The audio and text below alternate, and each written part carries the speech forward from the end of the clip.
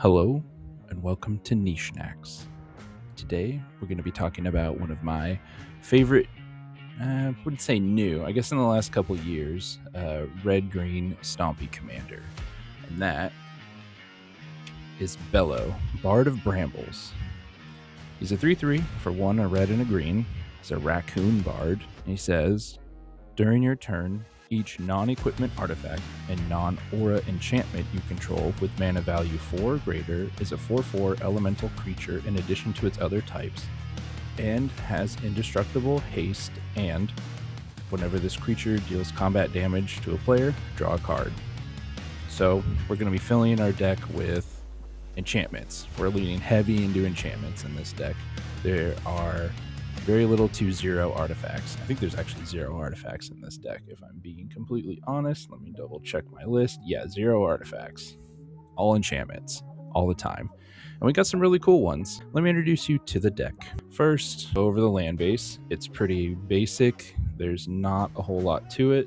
It's just lands that make red and green mana, and a couple of the basic fetches like Evolving Wilds and Terramorphic Expanse, and some basic lands, forests and mountains. Really nothing to it other than that. Next, we're going to go through the ramp package. Because we're playing enchantments, we can have some kind of interesting ones like Herald of the Pantheon, which will make our enchantments cost 1 less to cast. Goblin and Narcomancer, which will make our red and green spells 1 less to cast. And I like these more than even land ramp or mana dorks like Llanowar Elves, because if we cast more than 1 enchantment spell or more than 1 red or green spell a turn, this gives us extra mana off of those spells. Whereas Llanowar Elves can only make 1 mana. Goblin and Archomancer, as long as we're casting 1 or 2 spells, we're always getting that discount. Speaking of dorks, we've got Elvish Mystic and Llanowar Elves, Sanctum Weaver, Trail Tracker Scout, which I think came in the deck. And then Wild Growth kind of turns our land into an extra dork. We got some land ramp, Rampant Growth, Nature's Lore, Kodamas Reach, and Cultivate. All pretty basic green ramp package right there. Again, nothing terribly fancy. This isn't where we put a lot of the focus of the deck, but we need it to make it tick properly. Next, we'll go through the card draw. Garruk Primal Hunter. His -3 ability will let us draw cards equal to the greatest power among creatures you control.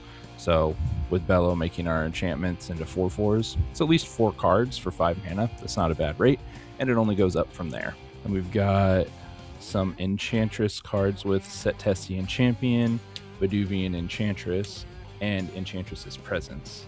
All of them are going to draw us cards when we have enchantments either cast or enter the battlefield.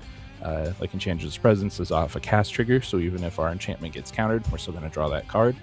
Setessian Champion is off of whenever an enchantment enters the battlefield under our control, so if we're reanimating an enchantment or something like that, or blinking it back and forth, this will draw us more cards. And Veduvian Enchantress is also a cast trigger. Garruk's Uprising, even though it's only a 3-drop enchantment, so it doesn't combo with Bello and making it a 4/4, it'll draw us cards when creatures with power 4 or greater enter the battlefield.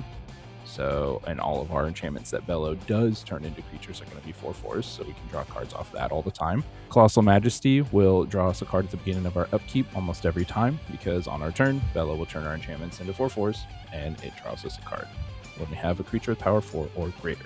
We got some instant and sorcery speed draw with Harmonize, just straight up draw 3 cards. Thrill of Possibility, it's an instant speed, draw 2 cards. We have to discard a card in addition to casting it, so it really just nets us card selection over card draw, but hey, it's not bad. Trading 2 cards for 2 cards off the top. If we got a handful of basics or something like that, we can get rid of the lands we don't need and draw stuff that we do need. Shamanic Revelation will draw us a card for each creature we control. This is a little bit more of a late game when we've built up a bit of a force. If we've got 3 to 4 enchantments out, and then drop this guy, we're going to draw a couple of cards, and then also gain 4 life for each creature you control with power 4 or greater. Return of the Wild Speaker will draw us a card equal to the greatest power among non-human creatures we control. We've also got a Wheel of Misfortune. Card's a bit trickier, but it's a wheel effect, and realistically we only need to pay like 4 or 5 life into it. More than likely there's going to be one person who doesn't want to pitch their hand and draw a whole new one that'll just vote for 0, so we can be safe and play it like 4 or 5 life. And my favorite draw spell in the whole deck right now is Grothama, All Devouring. He's a 10/8 creature for 3 and 2 green. He's a worm. And he says, other creatures have, when this creature attacks, you may have it fight Grothama, All Devouring. And when Grothama leaves the battlefield, each player draws cards equal to the amount of damage they dealt to Grothama this turn by sources they controlled. Why I really like Grothama is because Bello turns all of our enchantments that we're going to be playing into 4/4 creatures that are indestructible. So if we have at least 2 enchantments on the field that we've turned into creatures with Bello, and we swing with them with Grothama, we can have them fight Grothama, deal 8 damage to it. It's a 10/8, so it'll die, and then we'll draw 8 cards for 5 mana. It's a pretty good deal. It takes a little bit of setup. Next up, we've got some removal. Destructive Revelry will destroy an artifact or enchantment for us. Any problems we got there, and deal 2 damage to that permanence controller, so that's kind of fun. Return to Nature will also take care of an artifact or enchantment we need to, or exile a card from a graveyard. So if somebody's trying to do a reanimation thing, we can instant speed exile their target so they don't get it. It's a little trick sometimes. People don't always expect. We've got some Silver Bullets with Beast Within and Chaos Warp, which will take out any non-land permanent. Well, actually, Chaos Warp can hit any permanent too. That's pretty cool. Oh shit, they're both any permanent. Never mind. Let's see. Try that again. We've also got Chaos Warp and Beast Within to take out any problem permanents that are on the battlefield, including lands, which can be nice. You know, sometimes we get stymied by, oh gosh, what's that land? Glacial Chasm? Yeah, Glacial Chasm, the one that prevents combat damage being dealt to somebody. So, you know, we're going to win through attacking, so we're going to need that to be open for us. We've also got a Vandal Blast, which can destroy any artifact we don't control, and we can overload it to wipe all of our opponent's artifacts off the field. And then we also have a Shatterstorm to do a similar thing, which wipes all of the artifacts off the field. The difference is this one can hit our artifacts, but since we don't have any artifacts, they're pretty much the same card for us. And if you played enough Commander, you know that artifacts are very prevalent throughout pretty much every deck. So being able to turn a Shatterstorm into an asymmetrical board wipe for artifacts, because it doesn't affect us at all, can be devastating to somebody. And last but not least, we got a Blasphemous Act. Deals 13 damage to each creature. We can fire this off pretty safely for the most part. We do have a couple of creatures like Mana Dorks and stuff in the deck, but Bello making all of our enchantments indestructible lets us kind of fire off a Blasphemous Act, especially if there's a ton of things out and we can play it for 1. And then we can turn around and recast Bello and then swing in on an empty board, which is pretty brutal. Next, we got a couple utility cards. Yeah. They're more advantage cards. So we've got Wild Seer, Scouring Maw, which came in, I think it was the secondary commander for the deck itself. It's a 6/6 with Trample for 5, and it has enchantment spells you cast from your hand have Cascade. So we can Cascade through our deck and hopefully hit multiple enchantments off of a cast, as long as we're casting a 5, 6, or 7 drop enchantment first, right? Because our 4-drop enchantments aren't going to get us into any other enchantments that Bello are going to turn into creatures. But it's still pretty cool. I left it in the deck because it kind of fits the theme of Enchantment Tribal. We've also got a Kodama of the East Tree, which would do something similar. It says, whenever another permanent enters the battlefield under your control, if it wasn't put onto the battlefield with this ability, you may put a permanent card with equal or lesser converted mana cost from your hand onto the battlefield. So it's a way for us to get multiple spells off of one casting, right? So if we cast a 6-drop, we can then put another 6-drop enchantment into play, or 4 or a 5, which Bello will turn into creatures for us. So it's a little bit better than them getting Cascade, but we have to have the cards in our hand.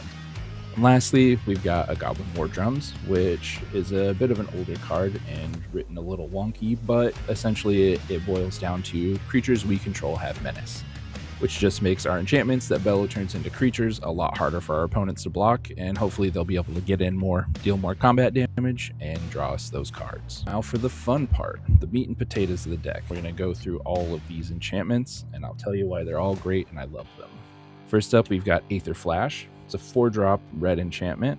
Whenever any creature comes into play, Aether Flash deals 2 damage to that creature. So all of our enchantments are 4/4s, so that's not going to kill them. It can help keep our opponent's boards clear of blockers if they are putting out a bunch of 1/1 tokens or something like that. Aether Flash will just completely murder them immediately. Next up is probably my favorite enchantment in the whole deck. It's Bedlam. It's 2 and double red, and it has 3 words in its text box, and those 3 words are pretty brutal. It says, creatures cannot block. That includes our creatures, but we're not going to have a ton of creatures in play anyway. Bedlam is a great way to close out a game. Being able to just attack with impunity and know that you're going to hit, and you're going to hit somebody hard, because you more than likely have bigger and better creatures than they do, because we're just going to have an army of 4/4s. It's so good. I love this card. It's great, and it makes everybody at the table groan when it comes into play. Next, we've got Molten Echoes. 2 and double red. As Molten Echoes enters the battlefield, you choose a creature type. We're going to be choosing Elemental. And whenever a non-token creature of the chosen type enters the battlefield under your control, you create a token that's a copy of that creature. That token gains haste, exile it at the beginning of the next end step.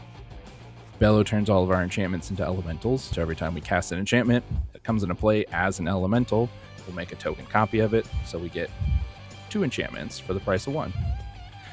Granted, they get exiled at the beginning of the next end step, but we can usually take advantage of that before that happens. Outpost Siege. It's 3 and a red. When it enters, you choose Cons or Dragons. I believe, we're going to be choosing Cons, which will essentially just give us an extra card draw, but it's also on the body of a 4/4 that'll draw us a card when it deals combat damage to a player. So double card draw off of 1 card is pretty great. We got Abundance. It's 2 and double green. If we would draw a card, we can instead choose land or non-land, and then you reveal off the top of your library until you reveal a card of the chosen kind.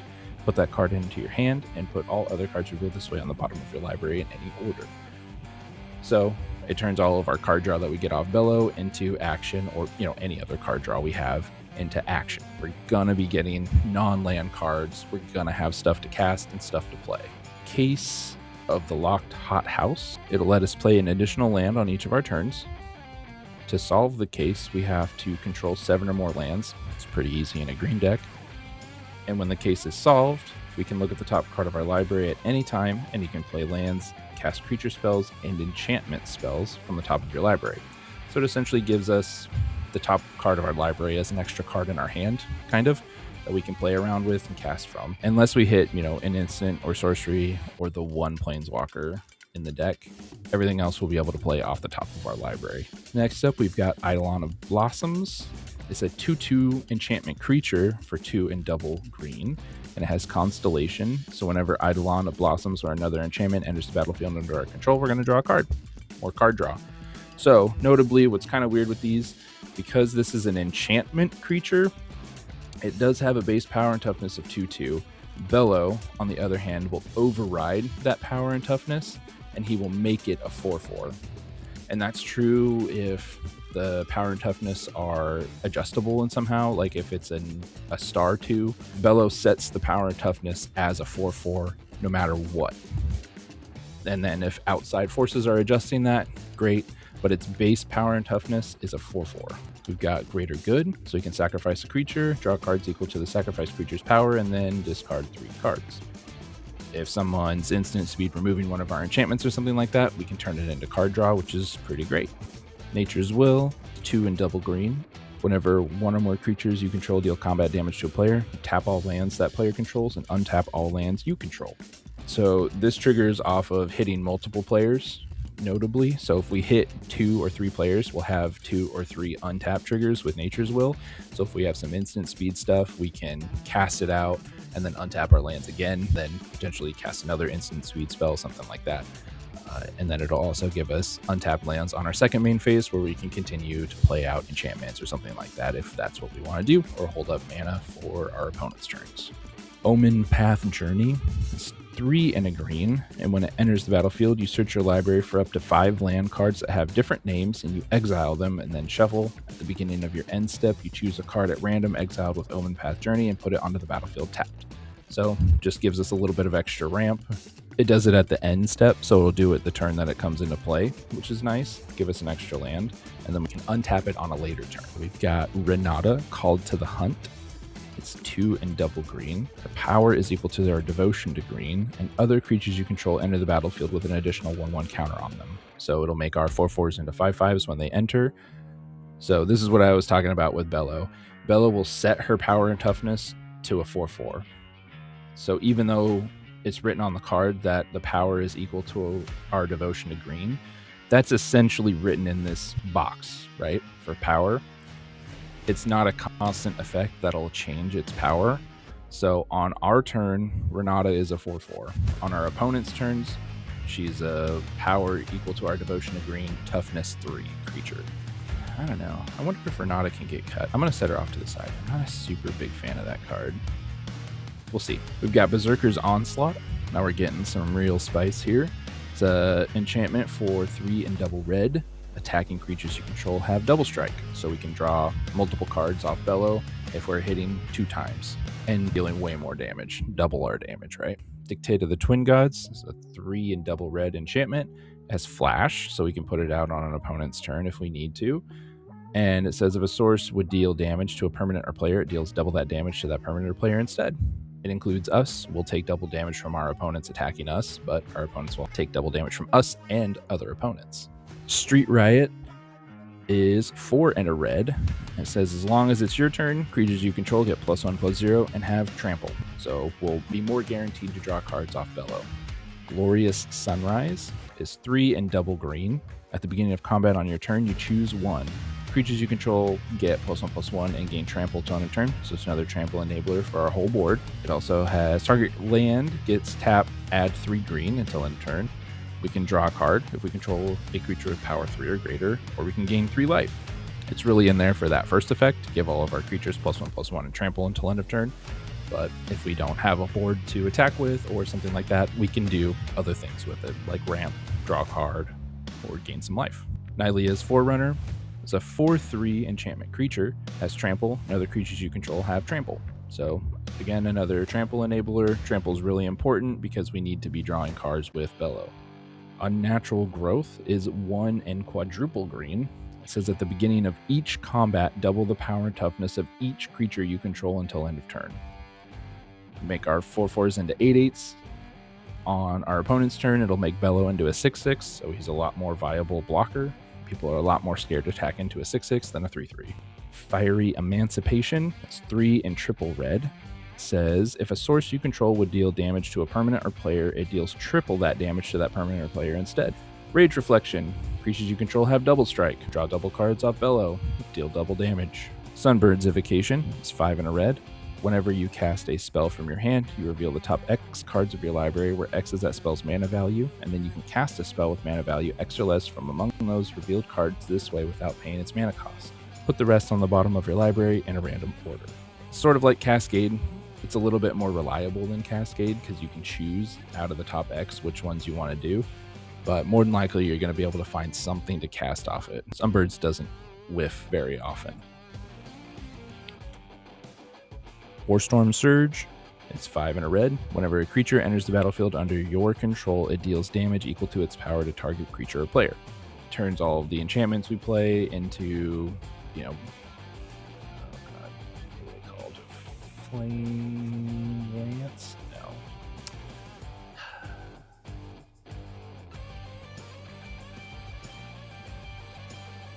Yeah, there we go. So it turns all of our creatures essentially into a Flame Javelin, which is pretty nice. It'll deal 4 damage to target creature or player. We got Mana Reflection. Whenever we tap a permanent for mana, it produces twice as much of that mana instead. So it'll double up all of our mana. It's pretty cool. Zendikar Resurgent. Whenever we tap a land for mana, we add 1 mana to our mana pool of any type that land produced. And whenever we cast a creature spell, draw a card. So on the stack, all of our enchantments are enchantments. They're not creature spells, so we won't draw off that. But we do have plenty of creatures in the deck that this can draw us a couple extra cards and make us some extra mana. And lastly, we've got Sandworm Convergence. 6 and double green. Creatures with flying can't attack us or planeswalkers we control. And at the beginning of our end step, we make a 5/5 green worm creature token. It's pretty good. Prevents people from attacking us if they have flying, which is something that we can't really deal with anyway. So it's kind of a nice way to just put a stop to that. And it makes us a 5/5 on our end step, so we have extra blockers and can deal with things that way.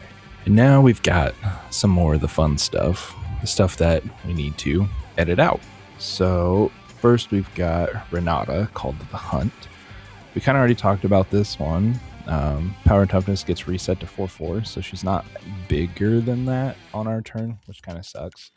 And she only makes the creatures get bigger when they come into play after she's already in play, so retroactively doesn't count. We've got Ignite the Future, which is impulse drawing us 3 cards. We can play them until the end of our next turn, which is nice, and it has a flashback cost that lets us play those cards for free. But we don't really get any benefit off of casting things out of exile or anything like that, so... And I want to do more with our turn than potentially draw 3 cards, right? We want to be putting stuff into play. Reign of Riches. It's an enchantment for 3 and double red, so it does good work off Bello, making it into a creature. When it enters, we create 2 treasure tokens, and the first spell we cast each turn that we use mana from a treasure to cast has Cascade. There's no other treasure creating things in the deck really, so we get these 2 treasures and that's it. So it would work better in a deck that will take more advantage of making treasure tokens and casting things from exile, which there's probably a Prosper deck coming in the future, so that'll find its way into that. Nylea's Colossus is a 6/6 enchantment creature for 6 and a green. It has Constellation, so whenever Nylea's Colossus or another enchantment enters the battlefield under our control, we're going to double target creature's power and toughness until end of turn. It can be good later on when we have a trample enabler or something like that to make a huge creature, but it is 7 mana for a 4/4 essentially for our turn, right? Then we've got Court of Ire. When it enters the battlefield, we become the Monarch. At the beginning of our upkeep, it'll deal 2 damage to any target, and if we're the Monarch, it deals 7 damage to that permanent or player instead. For the most part, that Monarch is not going to be staying with us because our creatures don't stay creatures during our opponent's turns, right? So on our opponent's turns, we're going to be a lot more open to be attacked. You know, giving the Monarch to another player could be a good incentive for somebody to attack them instead of us. But for the most part, we're just giving card draw to our opponents. And kind of goes doubly for Court of Bounty. When it enters the battlefield, we become the Monarch. At the beginning of our upkeep, we may put a land card from our hand onto the battlefield, and if we're the Monarch, instead we can put a creature or land card from our hand onto the battlefield. We don't have a ton of creatures that we really want to cheat into play. And the extra land is nice, but for the most part, we're just giving our opponent the Monarch. And I've got 2 cards left over. I'm not sure why I pulled these one out. I actually kind of set this deck up a while ago for this. But Raised by Giants is an enchantment that is 5 and a green. It says commander creatures you own have base power and toughness 10/10 and are giants in addition to their other types. So it makes Bello a 10/10, which makes them either an attacker or a tremendous blocker, one of those 2. And it's also a 4/4 that'll draw us cards potentially. So I think I'm going to leave Raised by Giants in the deck because I do really like that card. And then Weaver of Harmony is a 2/2 enchantment creature. It only costs 2 mana, so it's not going to become a 4/4 with Bello, unfortunately. But it says other enchantment creatures you control get +1/+1. And Bello makes them elemental creatures in addition to their other types. So they are still enchantments, right? So anyway, Weaver of Harmony will give all of our creatures +1/+1. So it's kind of better than Renata because it'll work counteractively. So any creature that we already had in play or any enchantment we already had in play, the Weaver of Harmony will give it that +1/+1. And then we can also pay a green and tap it to copy a target activated or triggered ability that we control from an enchantment source and choose new targets for the copy. It's better than I think it is, so I think we're going to put it back in the deck, which gives us 6 slots to play with. So let's see what we got here. One thing I do want to add into the deck is a Gruul War Chant. And I think what we're going to do actually is just straight up replace Goblin War Drums with Gruul War Chant. So Gruul War Chant says attacking creatures you control get +1/+0 and have menace. So it covers that menace from the Goblin War Drums. It is a 4-drop enchantment, so it'll make it a 4/4 with Bello, which makes it better, and it gives us a little bit of an extra power boost. So I'm gonna go ahead and just swap those out right now, because I think that's a good 1-for-1 swap. Now, it still leaves us with 6 slots. One thing the deck can do that I would like to take more advantage of is recovering from sweepers. So I kind of want to add in a fire spout, which will deal 3 damage to each creature without flying if we spend red to cast it, and 3 damage to each creature with flying if we spend green to cast it. So we can potentially just use green mana on this spell and only hit flying creatures and not have to deal with hitting Bello, but we could asymmetrically board wipe and then recast Bello and swing into an open board. The same thing with Brother's End. It does deal 3 damage to each creature and each planeswalker, or it can destroy all artifacts with mana value 3 or less. So another artifact sweeper potentially, or at the very least, it's going to hit most of the mana rocks and get them out of the way. If there's a bunch of little artifacts, artifact tokens like MERS or something stupid like that, this can get them right out of the way as well. Pyroclasm kind of goes along the same way. It only deals 2 damage to each creature, so it'll leave Bello alive. So if we are dealing with a bunch of little 1/1s or something like that, this will get us through. And then Savage Twister, which will deal X damage to each creature for a green, a red, and an X. This is another one that we can set up later if we have a ton of mana with our Mana Reflection or anything else that gives us extra mana. We can pump it into Savage Twister, wipe the board, leaving all of our indestructible enchantments in play, recast Bello, and swing into an open board. So there's those. And then I also wanted to add in some more enchantments that will become creatures. First, we've got Hum of the Radix. It's an enchantment for 2 and double green, and each artifact spell costs 1 more to play for each artifact its controller controls. So it's taxing our opponents for playing artifacts and trying to play more artifacts. We don't have any artifacts, so this does not affect us at all. Atrasta of the Endless Web is a 3/5 enchantment creature for 2 and double green, so on our turn it'll be a 4/4. It has reach. Whenever an opponent casts an instant or sorcery spell, we make a 1/2 green spider creature token with reach. Really, what I want this for is making the tokens, because that gives us blockers. And we're going to be open most of the time to just take attacks. So being able to make blockers, granted it's dependent on our opponents casting instant or sorcery spells, which they're most likely going to be doing. So we'll have at least a couple 1/2s to just chump block here and there. Mirror March is 5 and a red enchantment. Whenever a non-token creature enters the battlefield under your control, you flip a coin until you lose a flip. For each flip you won, you create a token that's a copy of that creature. Those tokens gain haste and exile them at the beginning of the next end step. When our big enchantments are entering the battlefield, they're entering as creatures. So this will make multiple copies of those creatures, potentially. It could completely whiff and we won't make anything, but hey, that's the fun of Magic, right? And lastly, we've got Vicious Shadows. It's 6 and a red enchantment. Whenever a creature is put into a graveyard from play, you may have Vicious Shadows deal damage to target player equal to the number of cards in that player's hand. It doesn't matter which graveyard the creatures go to. It doesn't matter who controls those creatures. It's any creature going to any graveyard triggers this ability, and we can target any player with it. So just a little extra source of damage. It does cost 7 mana, which is kind of a lot, but we're pulling out Nylea's Colossus, which also costs 7 mana. So maybe a good 1-for-1 trade right there. So I think I want to put all 4 of these in for sure. So let's just pull out this stuff.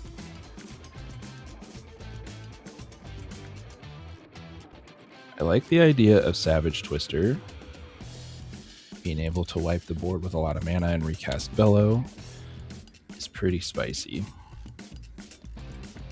Kind of leaning towards Fire Spout or Brotherhood's End. Brotherhood's End just deals 3 damage to each creature, and it hits planeswalkers, which is pretty rude. And it has the extra utility of destroying artifacts, whereas Fire Spout does not. Unfortunately, I think Fire Spout is a cooler looking card, and I would rather have it in the deck than Brotherhood's End, but again, such is Magic, right? Now let's do a quick little goldfish, so you can see how the deck plays.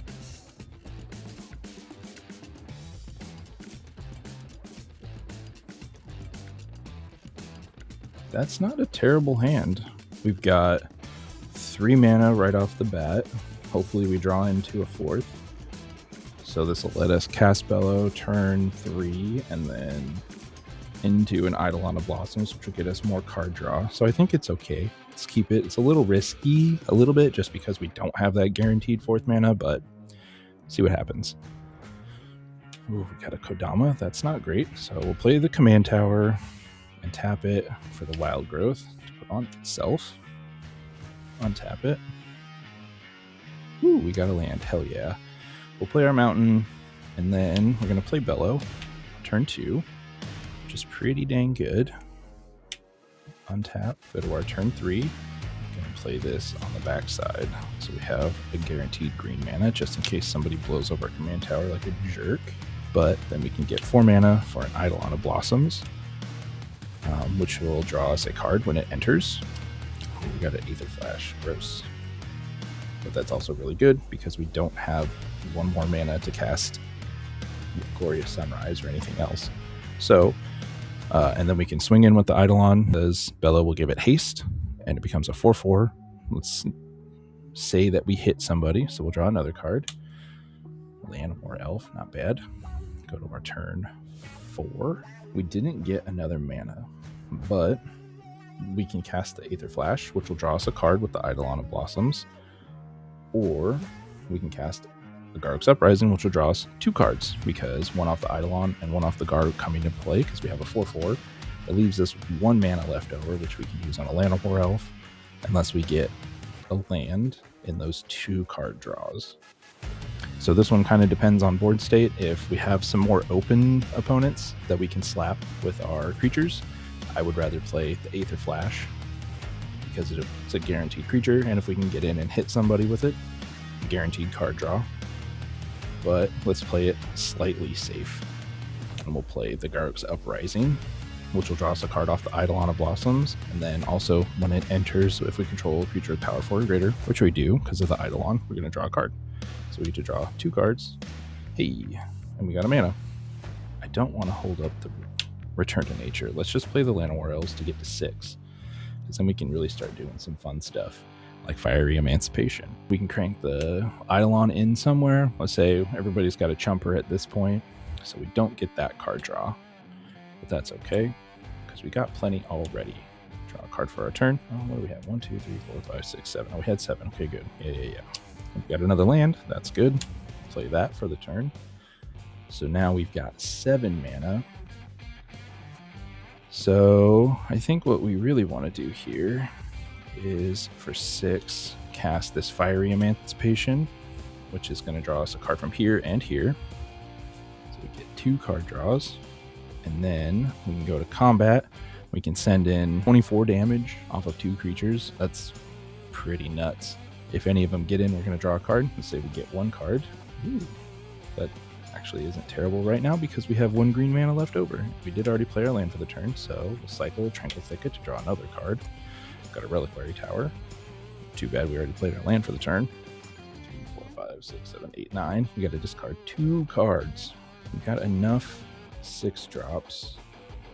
We can probably ditch Mirror March, just because it's a little bit more difficult to show off, and it's not guaranteed to do much.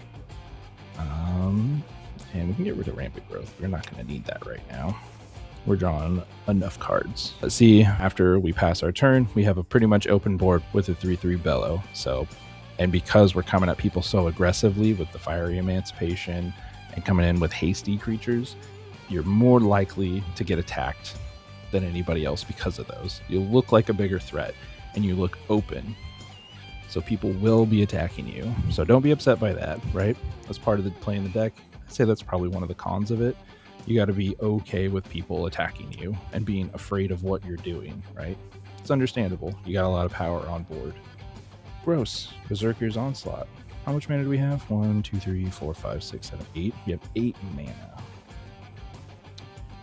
Unfortunately, we can't double up on anything right away. We can't drop 2 enchantments or anything like that, but we can cast this Berserker's Onslaught, which is pretty disgusting. It's going to draw us 2 cards again. 1, 2. We got a land. We already played a land this turn. Yeah, next turn's going to be good.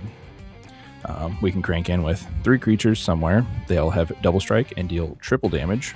So each of these is dealing 24 damage on their own. Let's do one more turn just for funsies. We have no max hand size because of the Reliquary Tower, so we don't have to discard. We'll untap, upkeep, draw. Now he is Forerunner. I'll give him Trample. So we'll play another land, and that gives us, I forgot how many, 1, 2, 3, 4, 5, 6, 7, 8, 9. It gives us 9. Gross. So we can cast the Nylea's Forerunner, draw 2 cards, and then we can cast, oh man, we should have done Molten Echoes first. Yeah. So first, we're going to do a Molten Echoes, and then we're going to do a Nylea's Forerunner, which will tap us out completely, but that'll still draw us 2 more cards. And now all of our creatures are going to have Trample, Double Strike. Oh, there's going to be 2 Nylea's Forerunners because of the Molten Echoes. So all of our creatures are going to have Trample, Double Strike, and deal triple damage. So at this point, good luck to all of our opponents. All right, let's try one more quick one, because that is typically how the game's going to go if nobody interacts with us, right? And that's all we can really show off here.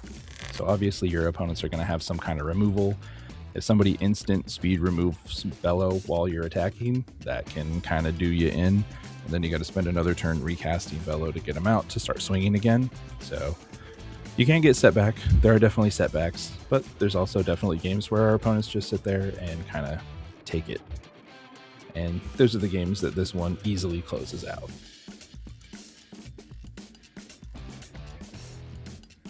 Now, this is way more of a slow hand, which I'm okay keeping. If we can draw into 1 4-drop plus enchantment, I think we're solid, honestly. Even a 5-drop because of the Narcomancer. But yeah, let's try this hand. Got a Zendikar Resurgent. So the first thing we're going to do is play this Terramorphic Expanse and crack it to go get a mountain, because we don't have any red sources of mana in our hand. And we got a bunch of green. Oop. Untap. Draw for our turn.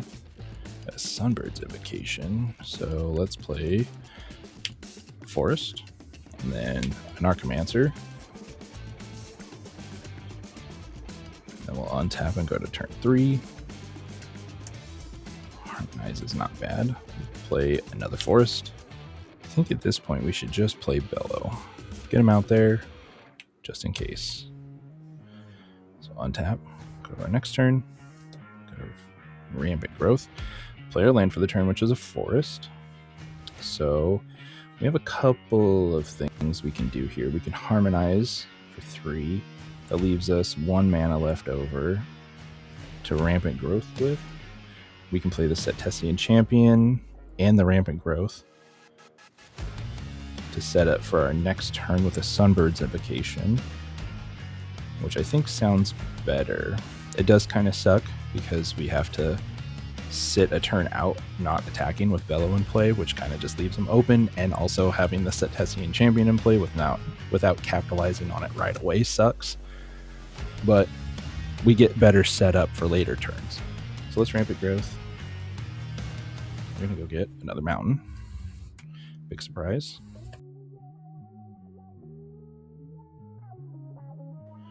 All right, let's go to turn 5. Ooh, Dictate of the Twin Gods.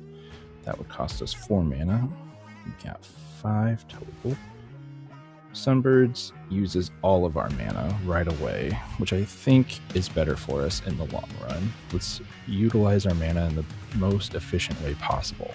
We're going to draw a card off the Setessian Champion, and it gets a 1/1 counter. Got a Nylea's Forerunner. That's not bad. We can crank in with the Sunbirds. Probably not getting anywhere on turn 5 with a 4/4. But it's possible. Maybe somebody took a little bit longer setting up. Let's not take that card draw, because I don't think we would get it on this one. Tap, upkeep, draw. An Outpost Siege. Didn't get another land. That kind of sucks. I think the correct move would be to cast this Nylea's Forerunner. And I'm going to leave a green mana up. And this is going to get a counter on it. And we're going to draw another card. Ooh, is a land. I'm going to play that land. All right, so we got our land into play for the turn. We can crank in with these two guys, they're going to have trample now, which is really nice because of the Nylea's Forerunner. Let's see, we draw a card off of that. Ooh, it's an abundance. We do now have set up to Beast Within somebody's problem permanent for us. And then let's go to our turn. Oh shit, I didn't do the Sunbird's Evocation trigger off the Nylea's Forerunner. Let's do that really quick. And the Beast Within, I forgot that. Oh my god, that's disgusting. Okay, well, this got way better. Because of the Sunbird's Evocation, we're going to have a Natural Growth hit play. Yeah, I chose that one over the Molten Echoes and the Nature's Will because Nylea's Forerunner is going to give us trample, and this is going to make the creatures even bigger. The Nature's Will would also be nice to untap our land so we can continue to cast some of the crazy shit we have in our hand, but hey, pretty gross. Oh, and this is also going to get one counter. We're going to draw a card. And then we have a Beast Within trigger off the Sunbird's Evocation, top 3. Oh, we can play a Garruk's Uprising, sure, and draw more cards, hell yeah. When the Garruk's Uprising comes into play, oops, this is on 4. When the Garruk's Uprising comes into play, it's going to put a counter on this. We're going to draw a card from the Setesian Champion, and then we're going to draw a card off of the Garruk's Uprising. Gross. Now we're going to go to our turn. We're going to play a land, which is the Command Tower. And then, I mean, shit. From there, we've got the Fiery Emancipation and the Dictate of the Twin Gods. 1, 2, 3, 4, 5, 6, 7. We've only got 7 mana, so we can't do both of them in the same turn, but we can cast the Fiery Emancipation, which will triple our damage with trample. And I mean, yeah, it's all right there. That's pretty gross. So yeah, that's how the deck works. It's pretty aggressive. It has no chill. And if our opponents don't stop us from doing things, we will just take over and destroy the whole board, pretty much. It's really fun to play if you like playing aggressive style decks. If you like constantly attacking and stomping on your opponents, it's really fun. If you don't like that stuff, if you don't like being the target of somebody's hate for the game, I would not suggest playing this deck. It is quite fun, but only if you're okay kind of being the heel of the table. All right, guys. Well, I think that's it for the video. Thanks for watching. And as always, don't forget to rate, review, subscribe, all that fun stuff. And most importantly, if you enjoyed the video, send it to a friend. Make them watch it. Ask them. Follow up with them. Tell them if they don't watch it, you can't be their friend anymore. Well, maybe not that extreme. That's a little too much. But yeah, help spread the word. I'm going to try to make more of these. I know it's been a while since I made the last one, so my goal is to make and put out a video at least once a month and get on a schedule. All right, guys. Have a great rest of your day. See you in the next one. Bye.